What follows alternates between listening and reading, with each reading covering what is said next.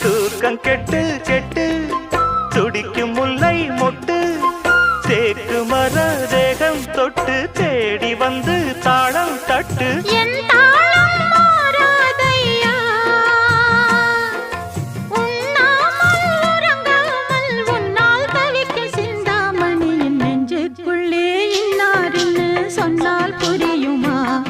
அது கொஞ்சி